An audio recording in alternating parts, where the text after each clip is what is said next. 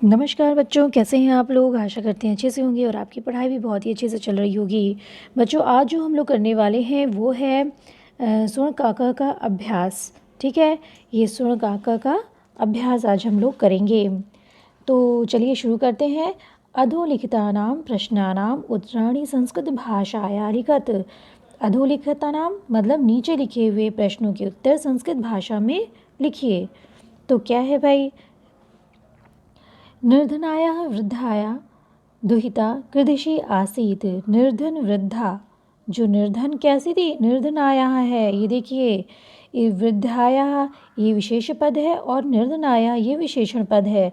तो वृद्धा का विशेषण पद, चूँकि वृद्धा स्त्रीलिंग है, वृद्धाया है, इस वजह से निर्धन को भी स्त्रीलिंग करके बनाया गया है। उसी विभक्ति और वचन में भी विशेषण भी होता है जिसमें विशेष पद होता है। ठीक है, तो निर्धनाया वृद्धाया, निर्धन वृद्धा, दुहिता मतलब पुत्री, निर्धन वृद्धा की पुत्री, कीदृशी आसीत कैसी थी।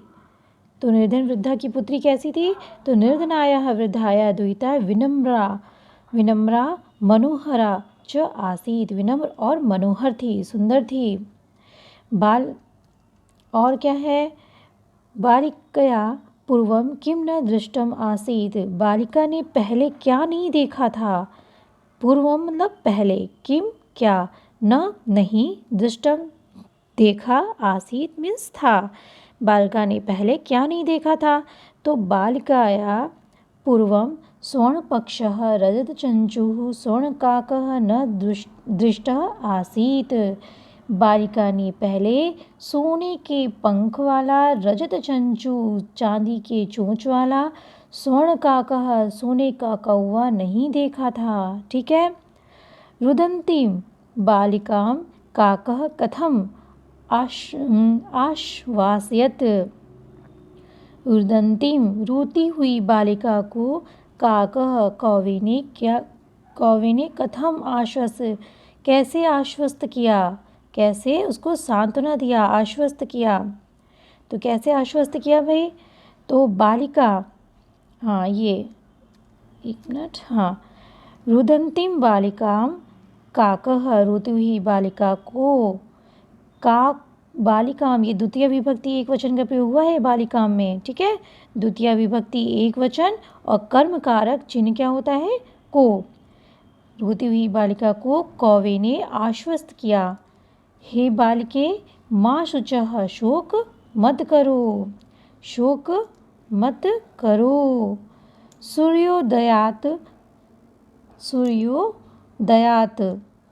प्राक ग्रामात् बहिः पिप्पल वृक्षम अनुतया, सूर्योदयात प्राक ग्रामात् यानी कि सूर्य के पूर्व, प्रातःकाल, सूर्य के पूर्व अर्थात प्रातःकाल, गांव के बाहर, ग्रामात है ना तो गांव से बाहर, गांव से बाहर पीपल वृक्ष, पीपल वृक्ष के अनुत्वया, अनुत्वया आगंतव्यम, तुम्हें आना चाहिए, अनुत्वया तुम्हारे द्वारा आना चाहिए, तुम्हें आना होगा यानी आना चाहिए। ठीक, अहम तुभ्यम तंडुल मूल्यम दास्यामि, मैं तुम्हें क्या करूँगा, तंडुल मूल्यम दास्यामि, तंडुल मूल्य दूंगा। ठीक है, बालिका वृक्षस्य उपरि स्वर्णमयं प्रसादं दृष्ट्वा आश्चर्यचकिता जाता। ये तो उसका उत्तर है। इसका प्रश्न क्या है, बालिका किम दृष्ट्वा आश्चर्यचकिता जाता, बालिका ने क्या देखकर आश्चर्यचकित हो गई।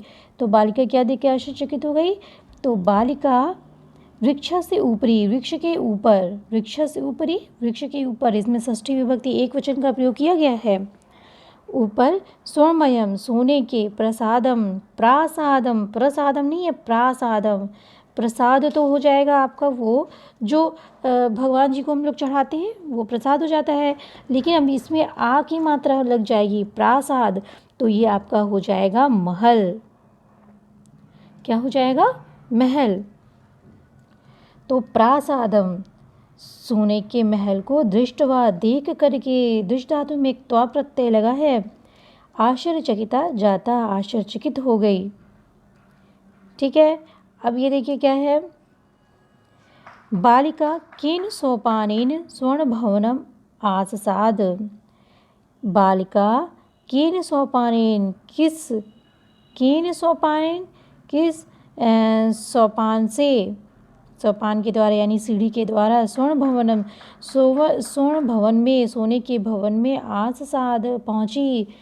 कैसे पहुँची, कैसे चढ़ी, तो कैसे चढ़ी भाई, तो बालिका स्वर्ण सोपानेन स्वर्ण भवनम आससाद। बालिका स्वर्ण सोपान से, सोने की सीढ़ी से स्वर्ण भवन में आससाद पहुँच गई, चढ़ गई। ठीक है। सा ताम्रस्थाल्याः सा ताम्रस्थाल्याः चयनाय किम तर्क ददाति। सा मतलब वह कौन, बालिका।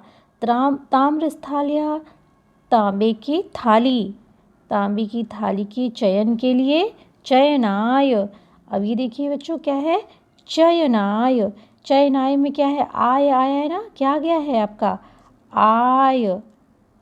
तो ये आय आ जाने के कारण क्या हो गया है, इसमें चतुर्थी विभक्ति हो गया है, एक वचन का प्रयोग है और संप्रदान कारक है, और चिन्ह क्या होता है, के लिए।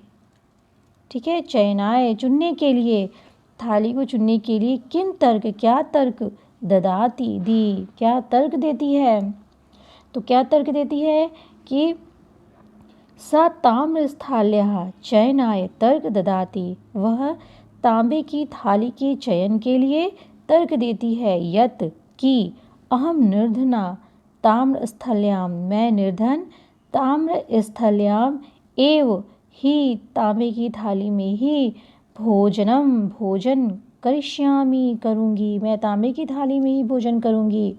ये जो है तर्क देती है उसको। अब मैं इतनी गरीब हूँ, मैं सोने चांदी की थाली में कैसे मैं भोजन कर सकती हूँ, मैं तांबे की थाली में ही भोजन करूँगी। तो गर्विता बालिका कृदिशम सोपानम अयाचत कृदिशम च प्राप्नोत। जो गर्विता बालिका थी, घमंडी लड़की थी, कृदश्यम सोपानम, किस प्रकार की सीढ़ी का अयाचत मांगती है, किस प्रकार की सीढ़ी का की याचना करती है, मांगती है, और कृदशम च प्राप्नोत, और च आ गया ना, और कृदशम किस प्रकार की, प्राप्नोत प्राप्त करती है। तो गर्विता बालिका स्वर्णमयम सोपानम अयाचत, स्वर्णमयम सोने से युक्त सोपानम सीढ़ी को अयाचत मांगती है, लेकिन लेकिन प्राप्त क्या करती है, ताम्रमयम सोपानम च प्राप्नोत, तांबे की सीढ़ी प्राप्नोत प्राप्त करती है। ठीक है। तांबे की सीढ़ी को क्या करती है, प्राप्नोत प्राप्त करती है। अधोलिखितानां शब्दानां विलोम पदम पाठात चित्वा लिखत। अधोलिखितानां नीचे लिखे हुए, शब्दानां शब्दों के, शब्दानां विलोम पदम, शब्दानां में षष्ठी बहुवचन का प्रयोग किया गया है, शब्दों के विलोम पद, पाठात पाठ से, पंचमी एक वचन है, पाठात पाठ से, चित्वा लिखत लेकर के लिखिए, पाठ से लेकर के लिखिए, नीचे लिखे हुए पद, विलोम पद को पाठ से चित्वा लेकर के या चुन करके लिखिए। पाश्चात मीन्स क्या होता है, पाश्चात, हसितुम अधः श्वेत सूर्यास्त। पाश्चात मतलब बाद में, हसितुम मतलब हंसने के लिए, तुमुन प्रत्यय है, अधः मीन्स नीचे, श्वेत मीन्स सफ़ेद, सूर्यास्त मीन्स होता है सूर्य का अस्त होना, और सुप्ता मीन्स होता है सोना। तो पाश्चात का विलोम पद होगा पूर्वम, हसितुम रोदितुम। अब चूंकि इसमें तुमुन प्रत्यय का प्रयोग है तो इसमें भी तुमुन प्रत्यय का प्रयोग होगा, हसितुम रोदितुम हंसने के लिए, रोने के लिए। आगे देखिए, अधः मीन्स नीचे, तो ऊपरी ऊपर, श्वेतः मीन्स सफ़ेद, कृष्ण काला। सूर्यास्त होता है सूर्य का अस्त होना, तो सूर्योदय सूर्य का उदित होना। सुप्ता सोना, प्रबुद्ध जागना। ठीक है। संधि देखिए, स्नि नी अवसत, नी अवसत। अब इसमें देखिए कौन सी संधि हुई है, न में क्या है छिपा है, ई, और इधर क्या है, अ। जब भी ई के बाद जब अ आएगा, यड़ के बाद जब असमान स्वर आता है तो क्या हो जाता है, यड़ अपनी उसमें बदल जाता है ना, इक के यड़ में परिवर्तित हो जाता है। इक के बाद जो है असमान स्वर आए तो इक यड़ में परिवर्तित हो जाता है। क्या कौन सी संधि होती है, इको यर्ची संधि। इको यर्ची सूत्र से यड़ संधि है। ठीक, तो यहाँ पे ई किस में असमान स्वर आया है तो ई किस में परिवर्तित हो जाएगा, य में परिवर्तित हो जाएगा। ठीक है, तो यहाँ पे जब नी का ई य में परिवर्तित हो गया तो न में से स्वर हट जाने के कारण न आधा हो गया। न कैसा हो गया, न जो है वो आधा हो गया न, और ई य में हो गया। अब य में अ आकर के मिल गया तो य पूरा हो गया।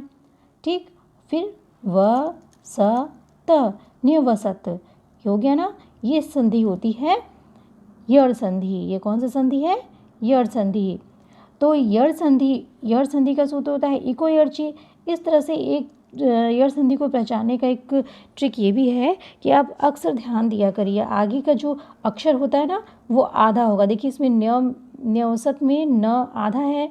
ठीक, स्वागतम, स्वागतम, स्वागतम में स आधा है।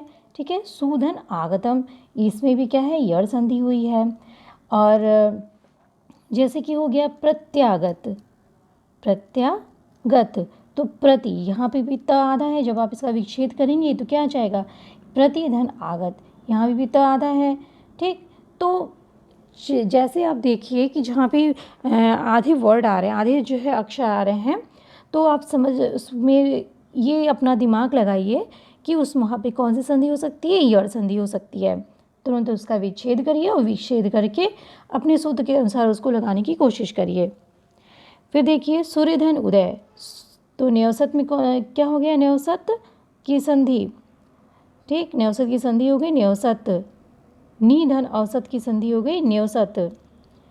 ठीक है, अब ये देखिए और इसमें यड़ संधि हुई है। सूर्यधन उदय, सूर्य में अ है और प्लस उ, अ प्लस उ बराबर ओ। ये कौन सी संधि होती है, गुण संधि। गुण संधि का सूत्र है आद गुणः, अ प्लस उ बराबर ओ, आद गुणः।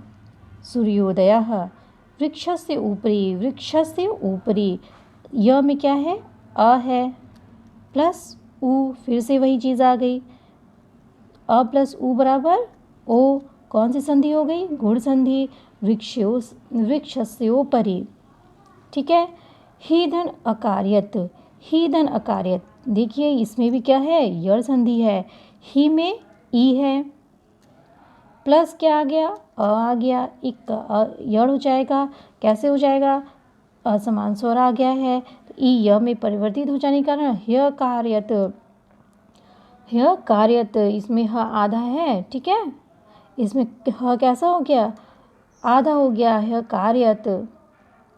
च धन एकाकनी, ये देखिए च धन एकाकनी, च में क्या है, अ है प्लस क्या है, ए है। ठीक, जब इस एस स्वर के बाद अ या आ के बाद ए या ओ आए तो ए और ओ की वृद्धि हो जाती है, यानी कि ए आय में और ओ औ में बदल जाता है। इसे कहते हैं वृद्धि संधि, और वृद्धि संधि का सूत्र होता है वृद्धि रेचि। ठीक, तो क्या हो जाएगा, चय काकिनी, चय काकिनी इति उक्त्वा। अब देखिए इति उक्त्वा फिर आ गया ना, इति, ई प्लस उ, ई प्लस उ, तो यहाँ भी हो गया ई प्लस उ बराबर, ई जो है किस में, ई में के बाद असमान स्वर आया है तो ये मिलता नहीं है, ई किस में बदल जाता है, य में बदल जाएगा। ठीक है, तो ई य में बदल जाएगा, क्या हो जाएगा, इत्युक्त्वा, इत्युक्त्वा, ये हो गई ये यड़ संधि। ठीक है, ये ई जो है य में बदल गया, त हो गया आधा आपका, तो इत्युक्त्वा यड़ संधि। यड़ संधि का सूत्र है इको यर्ची। प्रतिधन अवदत्त, प्रतिधन अवदत्त। अब देखिए ये भी है ई, प्लस अ, ई प्लस अ आ गया, ई बदल जाएगा य में तो क्या हो जाएगा, और ई बदल जाएगा जब य में तो त आधा हो जाएगा, तो प्रत्योदत क्या हो जाएगा, प्रत्योदत। ये देखिए प्रधन उक्तम, प्रधन उक्तम, अ प्लस उ, अ और उ मिलके क्या हो गया है, ओ। ये कौन सी संधि हो गई आपकी, गुण संधि, अ प्लस उ बराबर ओ। प्रोक्तम, गुण संधि का सूत्र है, गुण संधि का सूत्र है आद गुणः। अत्रैव, अत्र एव, तो अत्र का त का अ प्लस ए, जब ऐसे आ जाए तो कौन सी संधि हो जाती है, अ के बाद ए या ओ आए, अ या आ के बाद ए ओ आए तो कौन सी संधि हो जाएगी भाई, हो जाएगी आपकी वृद्धि संधि, क्योंकि ए जो है आई में बदल जाएगा। ठीक, क्या हो जाएगा, अत्रैव, वृद्धि संधि अर्थात वृद्धि रेचि इसका सूत्र है। फिर क्या है, फिर है तत्र धन उपस्थिता, तत्र धन उपस्थिता, ये त्र का अ प्लस उ, अ प्लस उ बराबर ओ, ये कौन सी संधि हो गई, गुण संधि, अ प्लस उ बराबर ओ।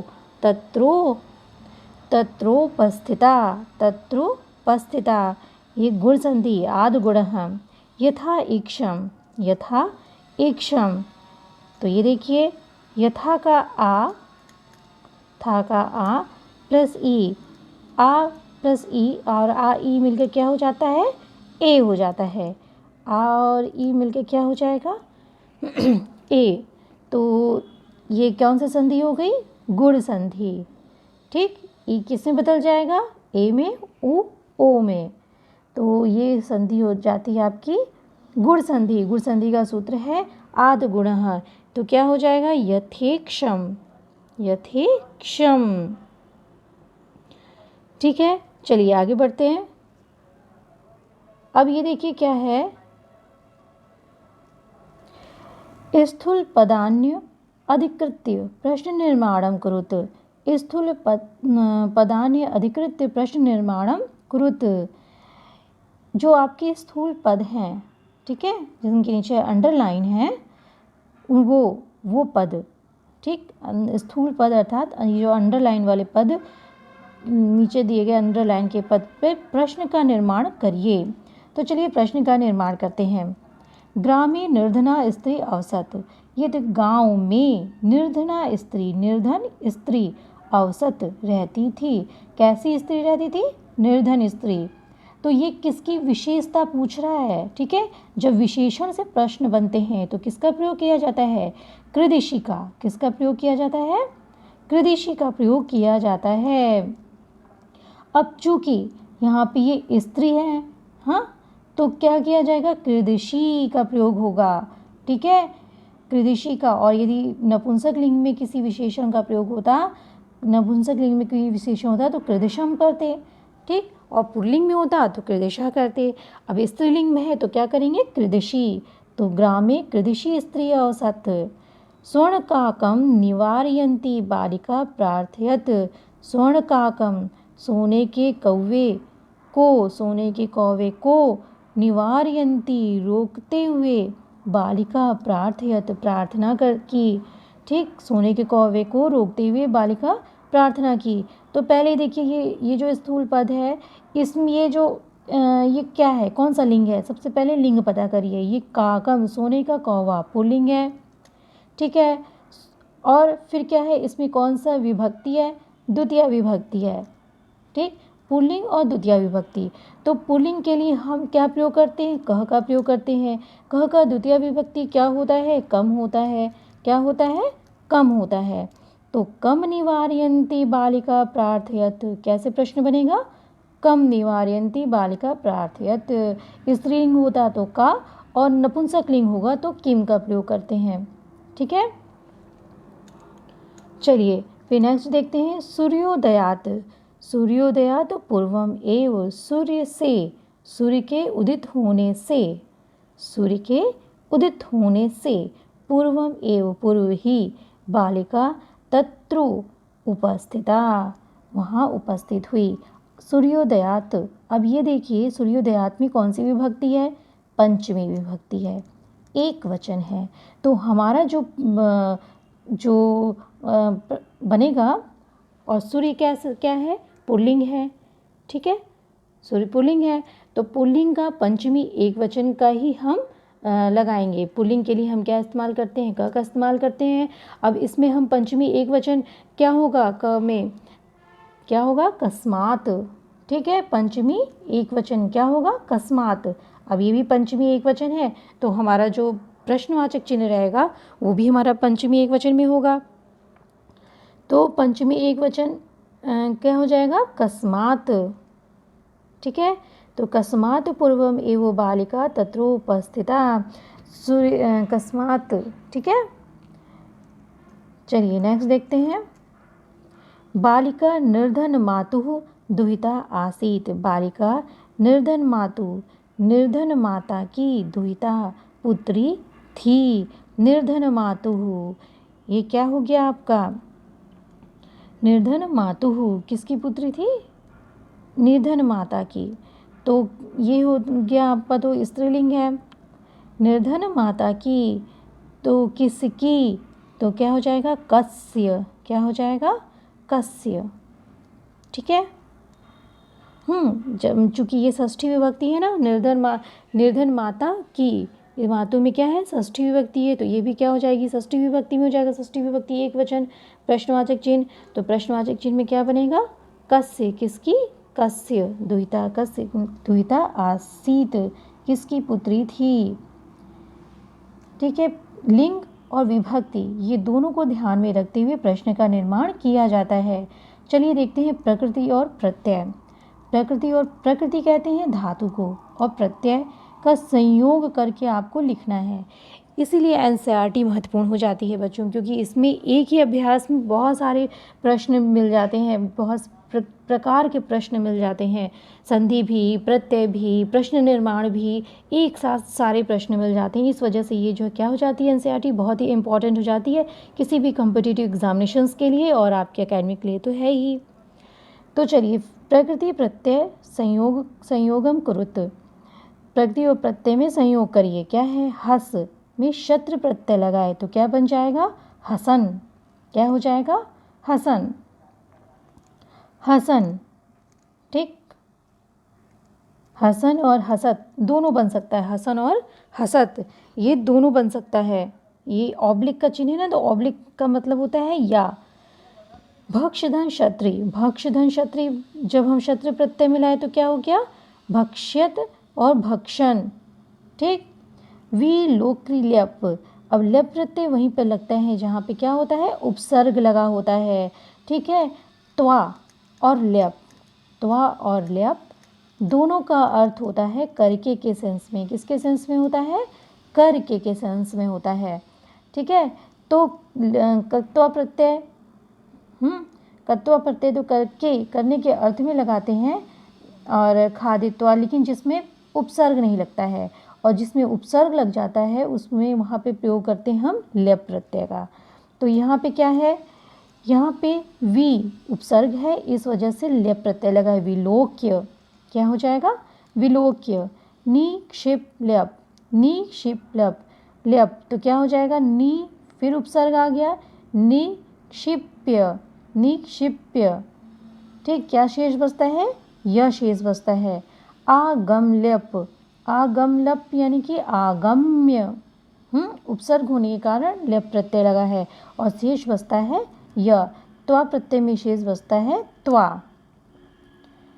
शीत्वा, शयित्वा, शीत्वा, शयित्वा, सो करके। वृद्धा टाप, वृद्धा टाप, टाप प्रत्यय बच्चों होता है स्त्रीलिंग प्रत्यय। टाप प्रत्यय क्या होता है? स्त्रीलिंग। तो ये जब भी लगेगा स्त्रीलिंग में ही लगेगा, और इसमें शेष क्या बचता है? आ, इसमें शेष बचता है आ। तो वृद्ध प्लस टाप, वृद्धा, ठीक। सुत धन टाप, सुता, सुता पुत्री होता है, दुहिता मीन्स भी पुत्री होती है। तो लघु धन तमप, अब तमप, तमप प्रत्यय में क्या शेष बचता है? तमम शेष बचता है, तमप प्रत्यय में तमम शेष बचता है। तो ये क्या है, ये हमेशा विशेषण में लगते हैं। तो तमप तमस प्रत्यय, ये दो प्रत्यय होते हैं जो विशेषण में प्रयुक्त होते हैं। जैसे लघुतम तमप, तो क्या हो गया, लघुतमम। नपुंसकलिंग में प्रयुक्त किए जाते हैं। लघुतमम, लघुतमम नपुंसकलिंग।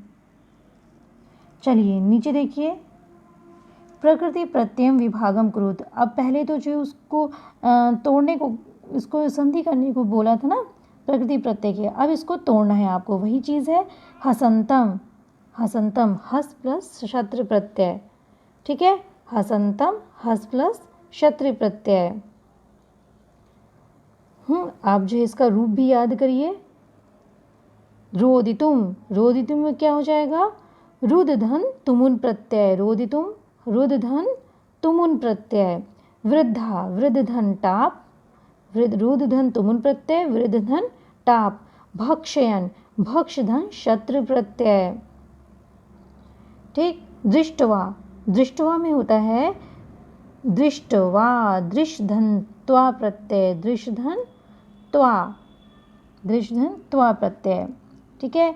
विलोक्य, विलोक में विलोक्य, विलोक्य विलोक्रिय लप प्रत्यय, विलोक्य ल्यप, ठीक है। इसमें क्या बनेगा, ल्यप प्रत्यय बनेगा। निक्षेप्य, निक्षेप्य प्रत्यय, निक्षेप्य प्रत्यय। और फिर क्या है, आगत्य, आगत्य में आ गम और ल्यप प्रत्यय, ठीक है, आ गम और ल्यप प्रत्यय। शयित्वा, शयित्वा शीधन त्वा, शीधन त्वा प्रत्यय। लोक मीन्स भी होता है, देखना बच्चों, यहाँ पे लोक क्री नहीं होगा, लोक ही होगा, ठीक है। आगे उधर देखिएगा आप, ऊपर लोकक्री लिखा हुआ है, वह लोकक्री के स्थान पे लोक इसको कर दीजिएगा लोक। फिर ये देखिए क्या है, निक्षेप हो गया। आगत्य शयित्वा, शयित्वा में शी धन त्वा प्रत्यय, शी धन त्वा, ठीक है। लघुतमम, लघुतमम लघुधन तम प्रत्यय, लघुधन तम प्रत्यय नपुंसकलिंग है। फिर देखिए, अधोलिखितानि कथनानि कह का कम काम च कथयति। अधो नीचे लिखे हुए कथनों को कह का, कह मीन्स होता है कह पुल्लिंग के लिए, का स्त्रीलिंग के लिए, क पुल्लिंग और का स्त्रीलिंग के लिए। कौन, कम का, किसको, कम काम, ये कम है पुल्लिंग, पुल्लिंग का द्वितीया एक वचन, और काम स्त्रीलिंग का है, स्त्रीलिंग द्वितीया एक वचन, ठीक है। किसको, कौन किसको कहता है, ठीक है, स्त्रीलिंग पुल्लिंग में कह रहा है कि कौन किसको कहता है। नीचे लिखी हुई चीज़ को आपको देखो, देख के पहचाना है कि कौन किसको कहता है। तो चलिए देखते हैं। पूर्वम प्रातराशः क्रियाताम, पूर्वम पहले, प्रातराशः नाश्ता, क्रियताम कर लो, पहले नाश्ता कर लो। कौन कहता है, किसको कहता है भाई, तो ये कहता है, तो ये तो काका कहता है ना बालिका को, ठीक है, ये तो कौन कहता है, काका कहता है बालिका को। स्वर्ण काकः निर्धनाम बालिकाम, निर्धन बालिका को कहता है, ठीक है। फिर क्या है, सूर्या तपे तांडुलान खगेभ्यो रक्ष, सूर्या तपे तांडुलान, तांडुलों की यानी धूप से, तांडुल की, खगेभ्यो पक्षियों से रक्षा करो। ये कौन कहता है, वृद्धा कहती है, किससे कहती है, अपनी दुहिता से कहती है। तो माता बालिका से कहती है, या तो आप वृद्धा कह सकते हैं ना, निर्धन वृद्धा अपनी स्वदुहिता, अपनी दुहिता पुत्री से कहती है, ये भी लिख सकते हैं। तांडुलान माँ भक्ष्य, चावलों को मत खाओ, कौन कहता है, बालिका कहती है स्वर्ण काका से, बालिका स्वर्ण काकम से कहती है। अहम तुभ्यम तांडुल मूल्यम दस्यामी, मैं तुम्हें तांडुल मूल्य, चावलों का मूल्य, दस्यामी दूंगा, ये कौन कहता है, स्वर्ण काका कहता है बालिका से। भो नीच का कह, ये तो भाई भो नीच का, इस प्रकार की भाषा तो वही गर्विता बालिका बोलती है ना, जो घमंडी बालिका होती है वही तो बोलती है। भो नीच काक अहम अहम आगता मयाम मयाम तंडुल मूल्यम प्रयक्ष, हे नीच काक मैं आ गई, मुझे तंडुल मूल्य, मुझे जो है चावलों का मूल्य दो। तो क्या कहता है, लुब्धा बालिका कहती है स्वर्ण काक से। ठीक है, अब ये देखिए लास्ट है ये उदाहरणम अनुसृत्य कोष्ठक गतेषु पदेषु पंचमी विभक्ते प्रयोगम कृत्वा रिक्त स्थानानि पूरयत। उदाहरणों को अनुसरण करके कोष्ठक गतेषु कोष्ठकों में पदेषु पदों में पंचमी विभक्ति में प्रयोगम कृत्वा प्रयोग करके रिक्त स्थान की पूर्ति करिए। जो कोष्ठक में दिए गए हैं उनमें पंचमी विभक्ति लगा के रिक्त स्थान की पूर्ति करना है आपको। ठीक है, तो अक्सर ही तो उसमें क्या लग जाता है, यदि आपका एक वचन है, पंचमी एक वचन है, तो उसमें हम क्या लगाते हैं, अंत में उच्चारण आना चाहिए आत का। ठीक है, ये हम आपको अक्सर बता चुके हैं ना, आत का उच्चारण आना चाहिए। तो जनः बहि आगच्छति, ग्राम लोग बाहर से, लोग गांव से बाहर आते हैं, तो क्या हो जाएगा ग्रामात। और जो भी क्रिया लगती है ना, क्रियापद होता है वो कर्ता के अनुसार होता है। तो ये इसमें तो एक ही वचन लगा हुआ है। तो जनः ग्रामात बहि आगच्छति, लोग बाहर गांव से बाहर आते आते हैं। ठीक है,